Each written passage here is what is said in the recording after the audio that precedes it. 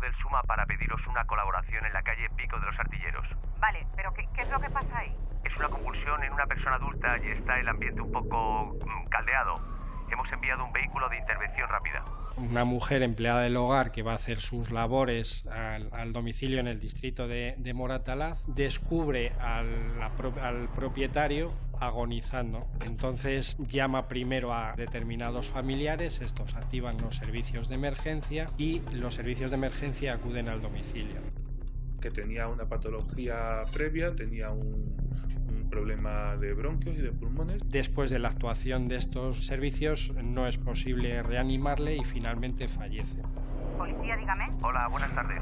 Llamo del SUMA para reclamaros un servicio en la calle Pico de los Artilleros. Vamos a ver, un momentito. A ver si ya está. Es que es un fallecimiento.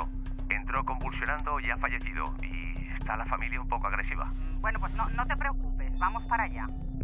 Lógicamente, surgen muchas cuestiones. Estamos hablando de una muerte accidental, de una muerte natural, o realmente la ha provocado alguien. Si es así, ¿quién ha sido y por qué? Una vez que ya ha fallecido, nos desplazamos al lugar ante la posibilidad de que se trate de una muerte de etiología homicida. Y la primera información, o lo primero que se puede observar en esa escena, es el cadáver. El cuerpo está completamente desnudo encima de la cama y tiene espuma en la boca. Es decir, no es un fallecimiento que se haya muerto estando dormido en su cama. El cadáver, la verdad es que impresionaba. Impresionaba porque tenía espuma, toda la cara era como un espumarajo, pero grande, de espuma que el hombre se había reventado por dentro. La persona que encuentra a Juan Gil agonizando es solo testigo de este hallazgo. No ha escuchado ni visto nada que pueda ayudar a los investigadores. Otros serán los testigos mudos que permitan esclarecer los hechos, las huellas y el ADN que aparecen en el escenario. La escena se preserva, no se permite que nadie ajeno a los actuantes se meta dentro del dormitorio, que no se toque nada, que ningún objeto sea manipulado, no se mueve el cadáver, por supuesto, eso nunca, se preserva intacta hasta la llegada del juez. La policía científica tiene que determinar cuáles son las personas que han entrado allí y con qué fin, con la intención de cotejar sus huellas o los vestigios que pueda haber dejado allí con los que se pudieran encontrar del criminal. Primero se hace una visión general de cómo está todo el sitio, la casa, fotografías, vídeos. Se empieza recogiendo ADN, después se recogen objetos para el laboratorio y después ya empezamos a aplicar reactivos químicos en toda la casa. Al cadáver se le protegen las manos, se le cogen evidencias allí en el lugar y luego ya, una vez que ya han retirado el cadáver, ya el siguiente paso es al día siguiente la autopsia. Al día siguiente asistimos a la autopsia. La forense determina en una primera valoración que puede haber fallecido por un edema agudo de pulmón. Por lo tanto, estamos hablando de una muerte puramente natural. Pero, sin embargo, hay algo en los policías que les llama la atención. Yo no sé si llevados por su experiencia, por su instinto, ellos empiezan a sospechar que detrás de este caso puede haber algo más. No hay señales externas de violencia, pero sí que hay señales evidentes de robo. Los cajones abiertos, todo tirado por los suelos. Prácticamente todas las instancias estaban registradas. Con los familiares de Juan se hace una primera estimación de lo que le falta y ya en ese primer momento se echan falta varios ordenadores, alguna cámara fotográfica, relojes, dinero en efectivo. Entonces esto ya nos hace sospechar que este señor en algún momento de la noche se encontraba acompañado. Los investigadores sospechan que Juan Gil puede haber sido intoxicado con el objetivo de robarle. En este tipo de modus operandi es importante la detección de determinadas sustancias. No sabíamos qué sustancias buscábamos, pero sí sabíamos que había algo. Y aparte de una primera estimación y un examen, se toman diferentes muestras que son enviadas también a laboratorios. Desde el Instituto Nacional de Toxicología y Ciencias Forenses determinamos los envíos de muestras que nos hacen en el contexto judicial. Los informes que nosotros realizamos como peritos de la Administración de Justicia deben de resultar claves en este tipo de procesos de investigación. Realizamos un estudio de información toxicológica, un estudio de drogas o de un compuesto químico el cual pudiera estar inmerso o bien en una muerte, o bien un sujeto vivo que en su consciencia habitual no las hubiera tomado. Se determina, una vez que se han realizado los análisis en laboratorio, que en el organismo de Juan Gil hay dos sustancias, vamos a decirlo así, anómalas. Estamos hablando de doxilamina y clonazepam, dos sustancias sedantes. El clonazepam es un fármaco recetado por un médico, no es de venta libre, el cual está indicado como ansiolítico, como relajante, con la posibilidad de inducir al sueño. La doxilamina es un fármaco el cual está indicado como antihistamínico, pero tiene una indicación como inductor del sueño, como hipnótico sedante. Aquí cabe preguntarse si la persona que ha hecho uso de estas sustancias sabía el potencial que tenían y, si es así, si conocía que podían provocar la muerte. El hecho de tomar altas cantidades, tanto de estos dos fármacos como del alcohol, que es otra sustancia depresora del sistema nervioso central, no sumarían los efectos, sino lo potenciaría, lo multiplicaría sus efectos. Se han dado casos de pacientes que pudieran entrar en coma. Al tiempo que se inspecciona el escenario de su muerte, los agentes de homicidios investigan los últimos días de vida de Juan Gil. Los investigadores lo que tratan de manera inmediata es reconstruir las últimas horas de esta persona, de la víctima. Con quién ha estado, dónde se ha movido, cómo ha llegado allí y cuáles son las circunstancias de sus últimas horas que nos condicionarán mucho toda la investigación. Se indaga en la vida habitual, en el día a día de Juan. Estaba separado, tenía una frutería y un bar, y aunque los regentaban otras personas, pero sí los controlaba él. Respecto de familiares, si tiene algún enemigo, si ha tenido problemas, si tiene antecedentes, si está siendo investigado, todo ese tipo de sucesos se mira al detalle. Los agentes del Grupo 5 de homicidio averiguan que Juan Gil había pasado la noche en un local muy conocido en el Paseo de la Habana de Madrid, donde habitualmente van varones de avanzada edad para buscar la compañía de señoritas. Pudo conocer allí a la persona que acabó con su vida. Es reconocido por una camarera, como que efectivamente había estado allí tomando copas, que era cliente habitual. De Juan habla bien, que es una persona educada, que acude con cierta regularidad a tomarse alguna copa. También ella reconoce que es frecuentado por prostitutas que van buscando clientela y que en ese lugar hacen contactos. Entre los testigos que interroga la policía está el portero de la finca, que además hace labores de vigilante nocturno. Y este hombre afirma con total certeza que la noche anterior vio llegar a Juan Gil en su coche, pero solo. La pregunta que nos hacemos es, ¿cómo llegó esa tercera persona allí? ¿Estaba ya antes en la casa? ¿Llegó por otra entrada que no controlaba el portero? Él entra solo, entonces la hipótesis nuestra es que ella llega por otro lado, por otro medio, por taxi y demás, y le espera en el portal, desde un punto en el que no puede ser observada por el portero. Se plantea la posibilidad de que Juan Gil ha podido ser víctima de lo que se conoce como el beso del sueño. Se conoce como beso del sueño a la técnica que es seducir a un hombre, arrojarle algo en la bebida, algún narcótico, algún producto, que les provoque inconsciencia o pérdida de voluntad. Una vez que están a su merced, estas mujeres les roban y hacen lo que quieren en la vivienda. Este tipo de actuación, los profesionales la denominan con un concepto verdaderamente sonoro, la sumisión química. Hablamos de sumisión química cuando subrepticiamente intentamos buscar la vulnerabilidad del otro sujeto, intentamos modificar su grado de consciencia, intentamos modificar su grado de alerta, provocando condicionar a que esta persona no sea una persona determinante con sus actos. Lo que se busca, precisamente, es literalmente anular la voluntad de la persona a la que se está llevando a este proceso, en definitiva, de pérdida de conciencia.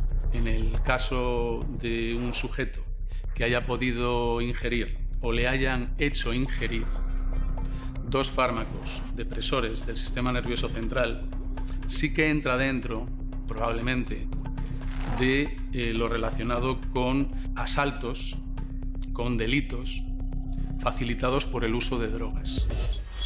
Las denuncias por sumisión química se han multiplicado en los últimos años según datos de la Guardia Civil. Se da por la ingesta de la llamada burundanga u otros tranquilizantes que anulan la voluntad de las víctimas. En esa época hubo mucho de esto de los vasitos, que le echaban cosas, pero no solo en el domicilio, en los bares y en sitios así. Se puso de moda el diazepam, que se lo echaban al hombre, se lo bebía y se atontaba y le quitaban todo.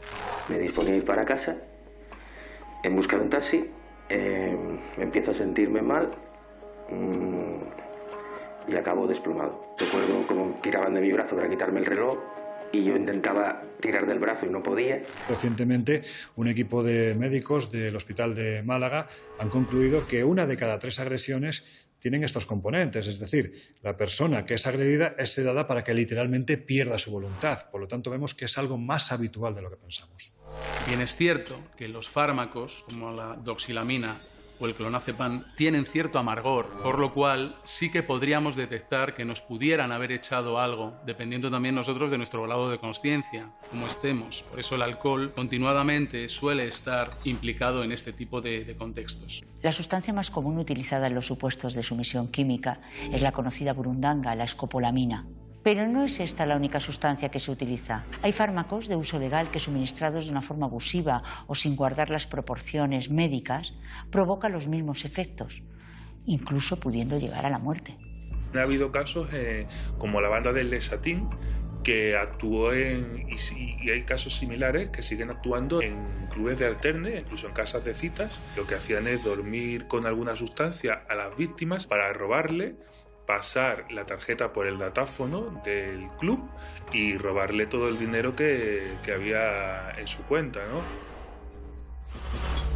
En este punto, la policía científica intenta encontrar evidencias que ayuden a identificar al presunto autor o autores del envenenamiento. Aparecieron huellas de estas personas en una botella de ron y en un vaso. Entonces, bueno, pues esto indica que la persona primero le echó algo en la bebida y la atontó. Algunos criminales son especialmente cuidadosos, tienen lo que llamamos conciencia forense y, conocedores de las técnicas de investigación policial y criminalística, borran todas sus huellas a fin de evitar ser detectados.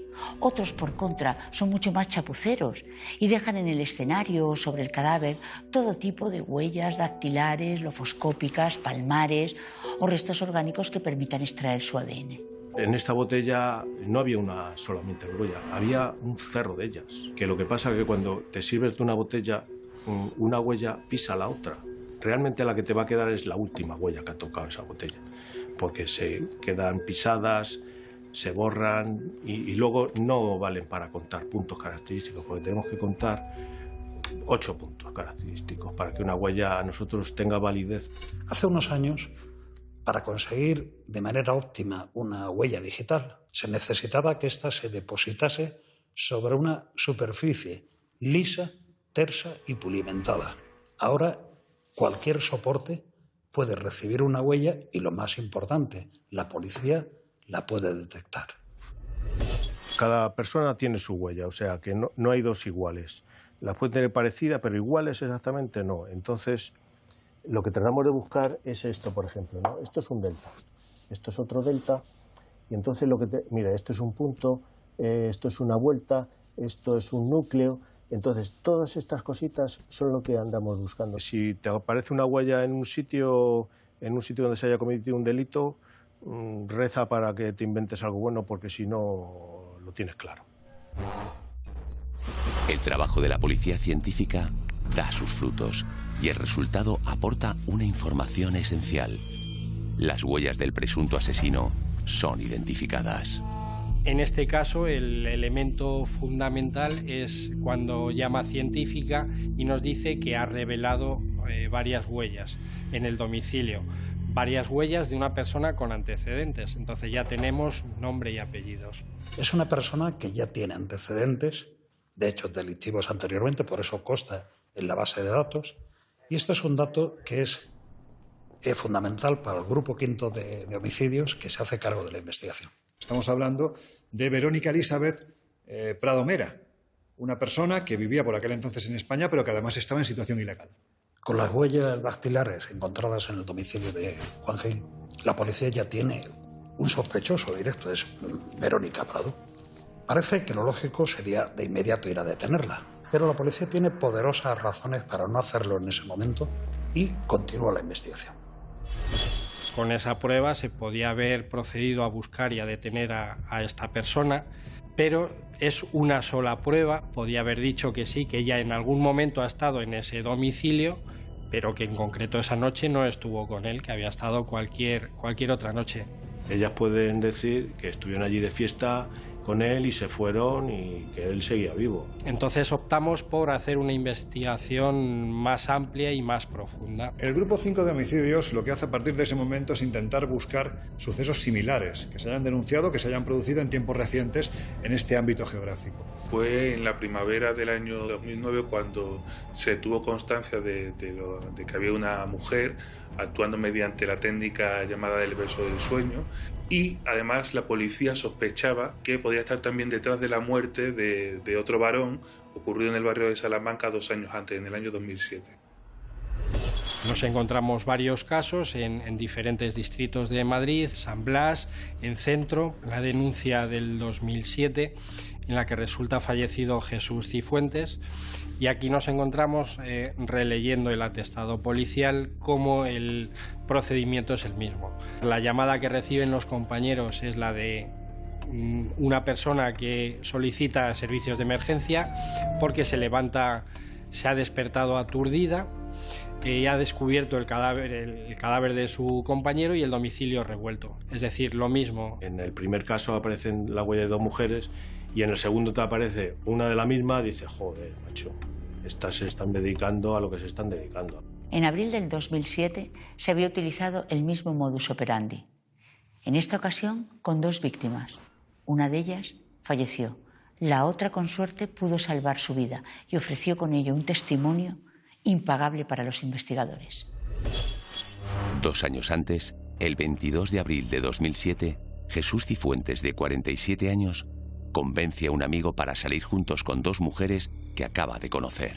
Nada, bueno, me contó que había conocido a 2 chicas, hicieron el favor de salir con él, estuvimos tomando algo por la Plaza Mayor, luego de allí cogimos un taxi y nos fuimos a la Sala Rociera y allí estuvimos tomando unos chismes hasta las 2 y pico, las 3, y de allí vinimos a mi casa. Nos sentamos los 4, empezamos a hablar, a beber y ya no me acuerdo de más. Consumen alcohol, se desplazan a su domicilio para mantener en teoría relaciones sexuales. Y lo que sucede a la mañana siguiente es que uno despierta aturdido. Al día siguiente me extrañó, digo, joder, qué raro que este hombre, porque solía madrugar, que no se levantara.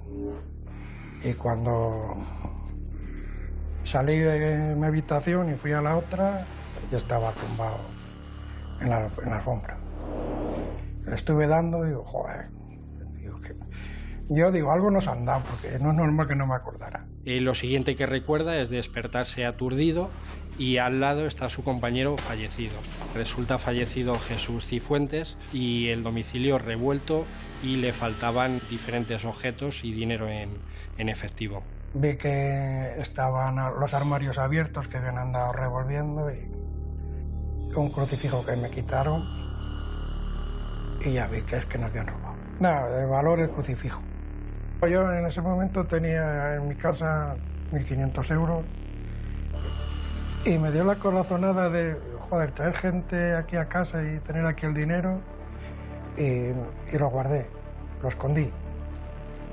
Lo metí en una bolsa de plástico y lo escondí en el bote de los detergentes de la lavadora. Y sí que estuvieron revolviendo, pero no lo encontraron.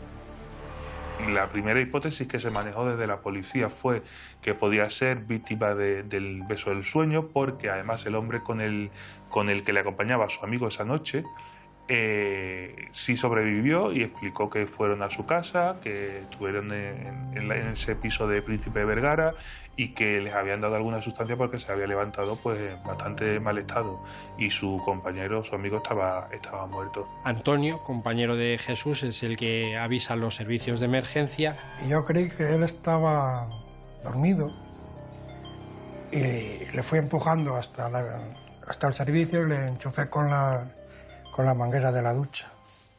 Y ya vi que no reaccionaba Y salí corriendo al centro médico que está aquí al lado y nada, ya vino un señor médico y dijo que había muerto. Pues nos encontramos que había un cadáver en el baño, tirado en el aseo.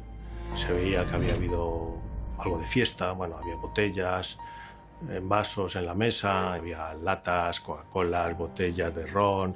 Era ron y la preparó una de ellas. En lo que yo fui a poner música, cuando vine ya estaban servidas.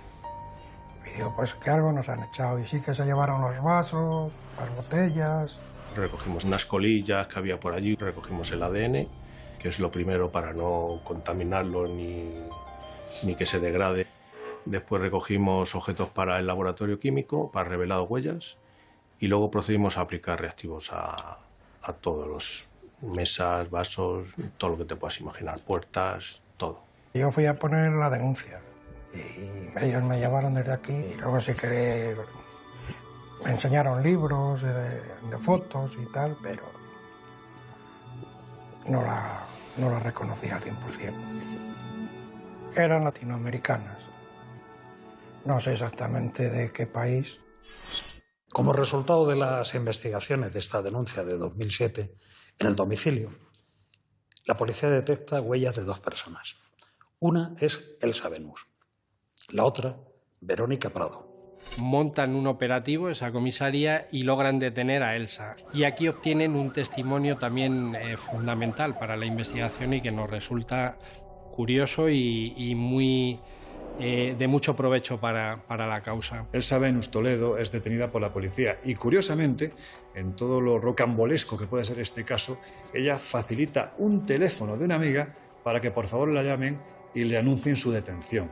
El teléfono corresponde a Verónica Elizabeth Prado Mera. Pero, sin embargo, los agentes de la policía no logran localizarla. Los compañeros, cuando detienen a Elsa, pues lógicamente tratan de recabar datos para la detención también de Verónica, pero no es posible, no dan con el paradero de la misma, con lo cual pasan a disposición judicial a Elsa. Por lo tanto, Verónica continúa libre y continúa pudiendo hacer pues, prácticamente lo que hasta ese momento parecía haber hecho. En el piso que compartían hay una tercera persona, otra chica, que les cuenta a la policía que Verónica y su compañera se dedican desde hace mucho tiempo a ligarse a hombres maduros, drogarles y robarles. Y Nadia Paola, al tomarle declaración en dependencias, relata el procedimiento que utilizan. Sí declara la policía que en alguna ocasión ha visto a estas manipulando una especie de sustancia azul que mezclan con las vitaminas y que parece ser la madre de Verónica le envía directamente desde Ecuador. Incluso llega a testimoniar que en su hogar y en el bolso de las supuestas culpables ha llegado a encontrar objetos que supuestamente pertenecían a las personas fallecidas. El objetivo final era robar por el medio que fuera y con las consecuencias que fueran, hasta la muerte, porque ella debía de ser consciente de que la sustancia que estaba utilizando y las cantidades que estaba utilizando, como además vio, podían acabar con la vida de sus víctimas. Verónica le cuenta que había oído algo sobre un fallecimiento de la persona con la que efectivamente había tomado copas una noche determinada, pero tampoco le hace demasiado caso. Le da lo mismo la cantidad de sustancia que tiene que suministrar cuando ella, en definitiva, consigue lo que quiere, que es dinero y efectos que pueda hacer dinero efectivo. Todas las víctimas son hombres, varones, de avanzada edad, que frecuentan locales de ocio nocturno donde pueden conocer a mujeres más jóvenes.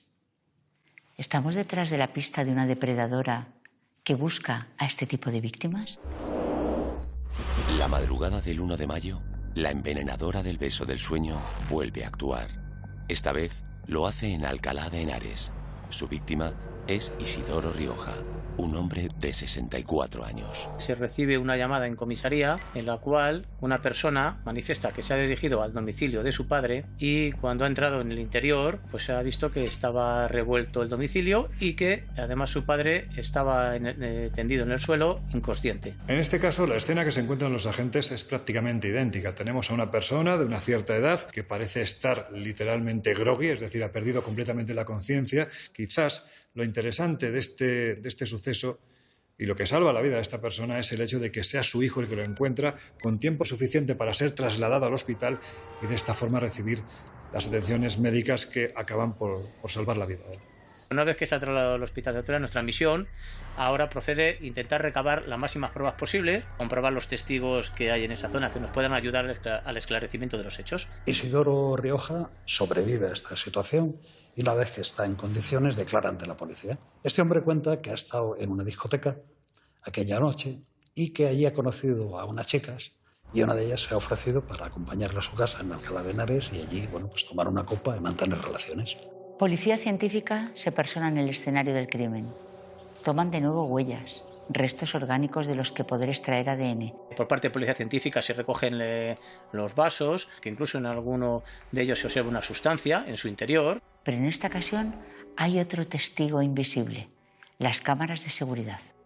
El domicilio estaba anexo al lugar de trabajo de la víctima y, claro, al ser una empresa de transportes tenía cámaras de seguridad. Visionando las cámaras de seguridad fue cuando comprobamos que una mujer habría estado en ese domicilio, entrando en las habitaciones, saliendo, entrando, recogiendo objetos, introduciéndolo dentro de una maleta y posteriormente abandona ese domicilio. El intento de homicidio de Isidoro es un punto clave porque, si bien es verdad que preparaba muy bien los casos en los que se metía, los robos en los que perpetraba, sí es verdad que ella después no tenía tampoco muchas medidas de seguridad, porque se dejaba huellas dactilares, se la grabó en el caso de Isidoro, en Alcalá de Henares se la grabó por las cámaras de seguridad.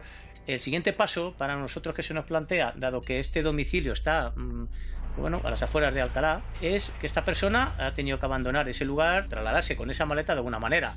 Y era muy extraño que se hubiera ido con la maleta a esas horas, tirando de ella hacia Alcalá de Henares o hacia Madrid. Con lo cual nos planteamos cuál habría sido su medio de transporte. Y el único modo que podría ser eran dos: o que alguien hubiera venido a recogerla con un vehículo o a través de algún servicio de taxis. Pidió un taxi y después el testimonio del taxista fue fundamental para identificarla y para dar con ella, con su paradero. Fue definitorio y la clave absoluta para poner nombre a esas imágenes que habían visto previas. Cuando hace esa llamada al taxista, ella de alguna manera está dejando ya una marca, le está dejando ya a la policía una puerta abierta para poder identificarla. Eso nos permitió coger una línea de investigación que nos llevó a comprobar que había otro grupo en Madrid trabajando un tema similar a al nuestro. Al igual que en el caso nuestro de Madrid, aparecen también huellas, aparecen rastros de Verónica, y ahí ya es cuando se toma la decisión de trabajar conjuntamente con Alcalá de Henares. Los dos equipos investigadores, el domicilio de Madrid y el grupo de policía judicial de Alcalá de Henares, comienzan a trabajar en equipo. En esos momentos no podemos ponerle una orden de busca y captura porque si es detectada por cualquier patrulla, lógicamente tendrían que detenerla y no teníamos toda la base probatoria que pretendíamos nosotros. Nos faltaban diversos informes de los laboratorios y se optó por utilizar otras medidas de investigación solicitadas al juzgado que instruía el caso, y con eso lo que pretendíamos era lograr más pruebas. A partir de ese momento, la policía sigue de cerca cada uno de los movimientos de Verónica Prado. Tenemos ya un domicilio incluso donde esta persona puede vivir. Pues ya lo que se trata, claro, dado la gravedad de los hechos, es iniciar una vigilancia continua. La vigilancia no es solamente una vigilancia que se haga in situ en la puerta del domicilio. Previamente a eso y en muchas investigaciones lo que se hace es obtener mandamientos judiciales para que haya una escucha telefónica, pues para que poder, digamos, triangular el teléfono si hace falta. Se establecen diferentes dispositivos con personal, dispositivos de seguimiento. Y se hace durante un tiempo lo que se llama en el argot policial una troncha, que es una vigilancia fuera.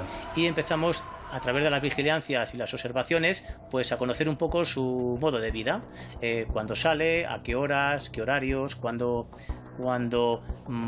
va de fiesta o a trabajar, entre comillas. Hasta que se ve que es el momento en que hay que actuar, teniendo en cuenta que hay que pillarla con pruebas, pero también para evitar que ocurra un mal mayor y que haya una cuarta víctima. Continuamos con la investigación, estrechamos el cerco, descubrimos más casos y el temor es que reúna dinero y en un momento determinado decida huir del país, con lo cual urge su detención.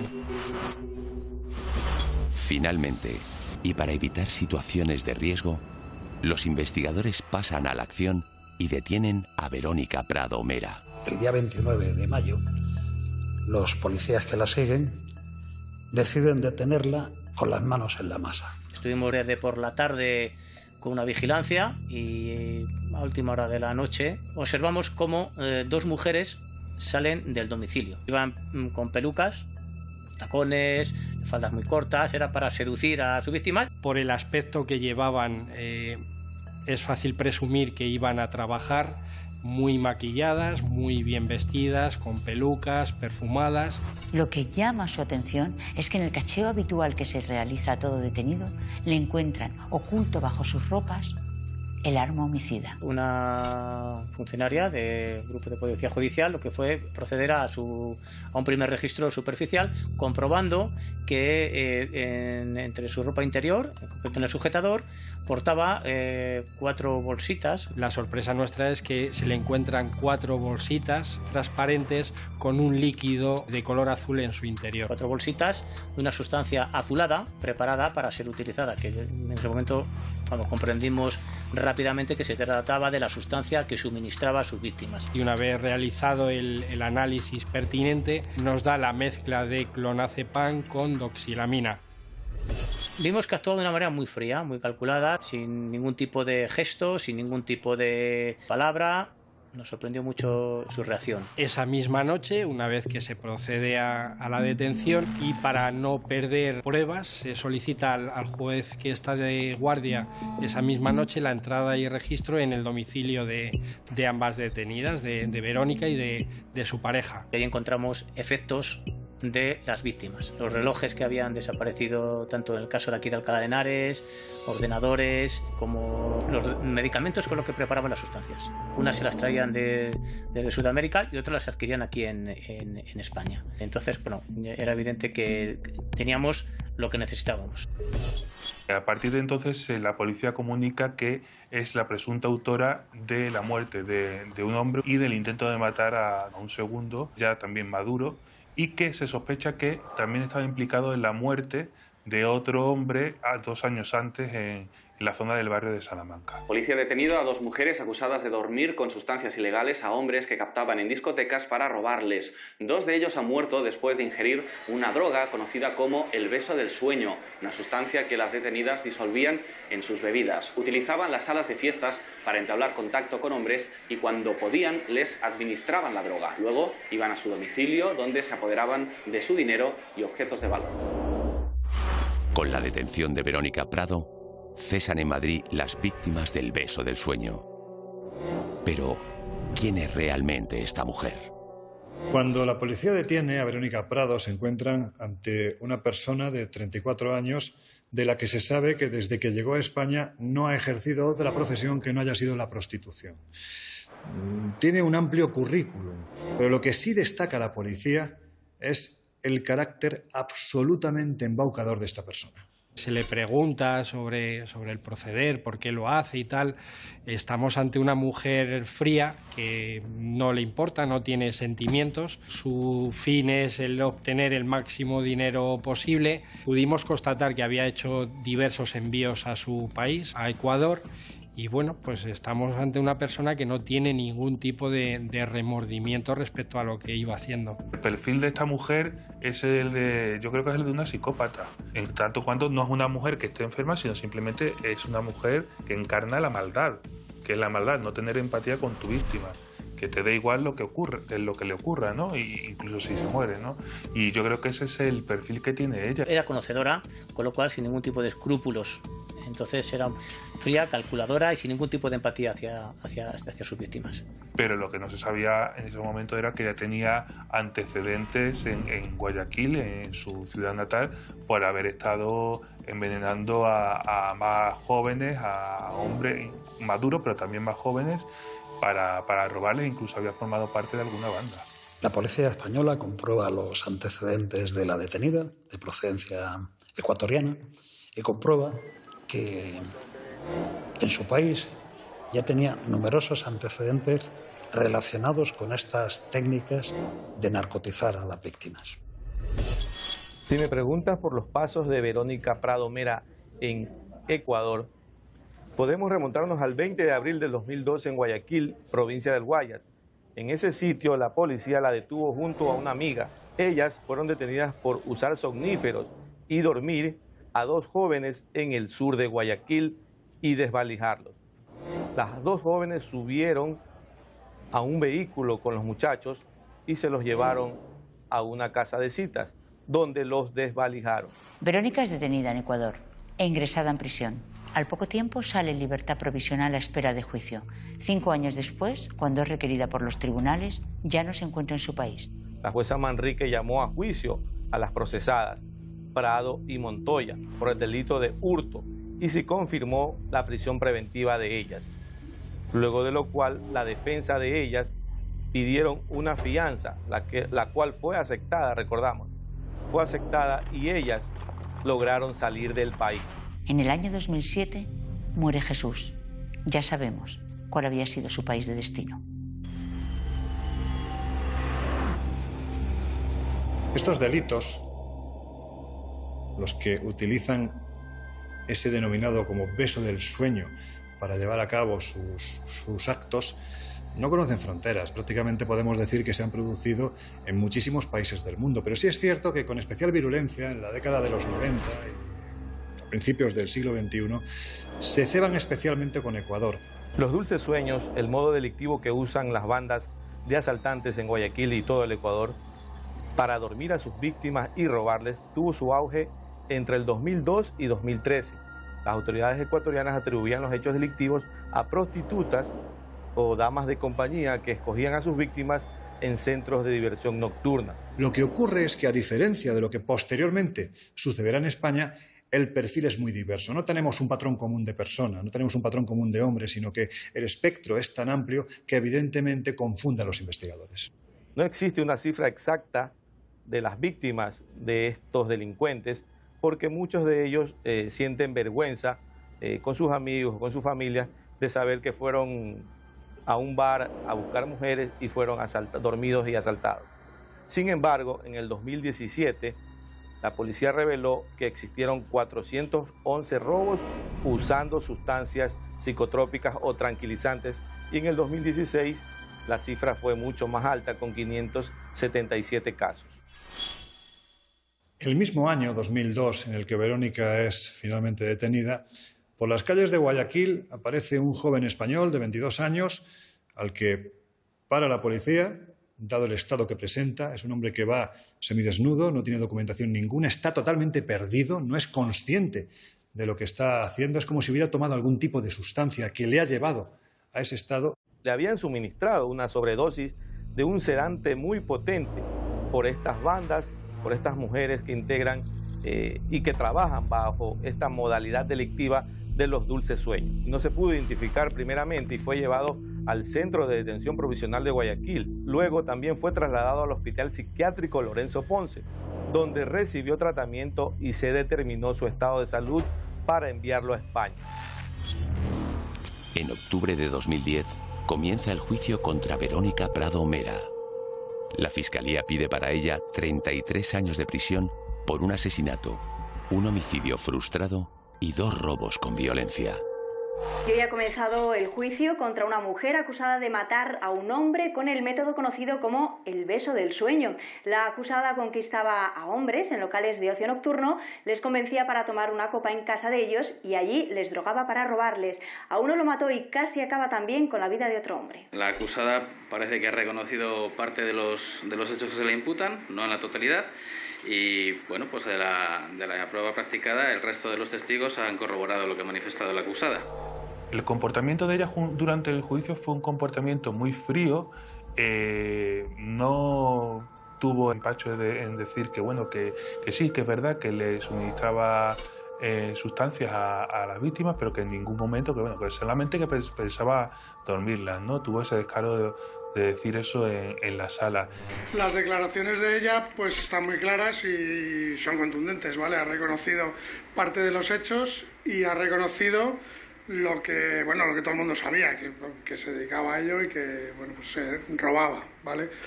El resto no lo ha reconocido y es meramente accidental, ¿vale?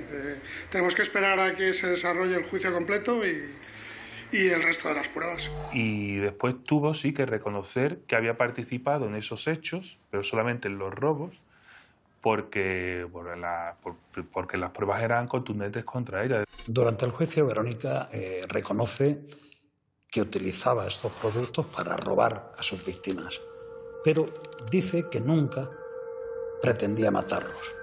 La cuestión es que una persona que desconoce el alcance de estos productos puede provocar la muerte. Uno de los testimonios que resultó clave durante el juicio fue el de Nadia Velázquez, porque la propia Verónica reconoció, como esta primera dijo, que habían estado viviendo juntas. Incluso Nadia aseguró que en alguna ocasión, ante alguna noticia que salía en medios informativos, pues ante la muerte de personas, de hombres, en estas circunstancias, pues le había preguntado que qué había ocurrido y ella había dicho que sí, que efectivamente en alguna ocasión alguno de los hombres a los que había robado había fallecido. Ante la pregunta de la propia Nadia de si había sido por sobredosis, la respuesta de Verónica fue muy clara, dijo que sí. Siempre ha negado que ella pretendiera matar a nadie, ni se le pasaba por la cabeza y lo ha dicho muy claro y yo creo que todos lo hemos oído, ¿vale? ¿Cuál era su intención? Pues realmente lo que hace no está bien, ¿vale? Porque, roba y roba con un método que es muy escandaloso, pero ella no pretende ni ha pretendido nunca matar a nadie, ¿no? Está tan escandalizada como todo el mundo cuando se enteró que alguna persona había fallecido por esto. El informe forense demostró que las sustancias utilizadas con las víctimas tenían una alta potencialidad letal, incluso en dosis menores y por separado. Todo ello se vio aumentado cuando se unieron y además se mezclaron con alcohol. La dosis, yo solo puedo decir lo que ha dicho ella. Ella lo tomaba, a ella nunca le ha pasado nada, ¿vale? Con lo cual no pretendía que le pasara nada a nadie, ¿vale? Ella lo tomaba para dormir. Eso es lo que nos ha dicho y es lo que yo pienso, ¿vale? Si la dosis que ella utilizaba es la misma que ha podido utilizar con estas personas, ¿sabes? La cantidad mínima de las dosis que se establecía era en torno a 23 veces la dosis recomendada por el prospecto del medicamento. Y así lo dijeron los peritos, en dosis de hasta 23 veces la recomendada para la salud, con lo cual tenía unos resultados devastadores para sus víctimas, claro, como se vio. No creo que pretendiera más allá de que se durmieran y digamos asegurar que podía hacer lo que hacía después sin ningún problema. Uno de los testimonios fundamentales, de las pruebas fundamentales, es la que aporta el taxista. Hay ahí dos versiones. Una, la familia de Isidoro cree que pudiera estar compinchado con ella porque además le dio un GPS, le regaló un GPS para el taxi, que venía de robárselo precisamente a Isidoro. Pero por otra parte la policía cree que no, que había estado por circunstancias enmarañada en todo este asunto, pero que no tenía nada que ver con ello. Isidoro Rioja, una de las víctimas que logró sobrevivir a las tácticas de Verónica Prado, aseguró que en el momento en el que se encontraron, él llevaba una medalla sanitaria donde advertía que sufría una patología cardíaca. En esta medalla simplemente ponía tomosintrón, es una medicación habitual en personas que tienen este tipo de patologías cardíacas. Claro, respecto a la chapita grabada en oro con la inscripción de Sintrón, cualquier persona que la lea pues es fácilmente entendible que esa persona necesitaba o tenía un peligro potencial y necesitaba una asistencia determinada. Se pudo demostrar en el juicio que ella era conocedora de esa enfermedad y que al suministrar esa sustancia tenía que prever que esta persona podía fallecer. Cuando finalmente Isidoro es encontrado por su hijo en el estado prácticamente a punto de fallecer, podemos decirlo, lo que llamó la atención de su hijo es que el padre, en primer lugar, no tenía la camisa puesta y la medalla había desaparecido. ¿Quién se la llevó? En el juicio, como es natural, se visionó las imágenes de las cámaras de seguridad de la empresa de Isidoro Rioja.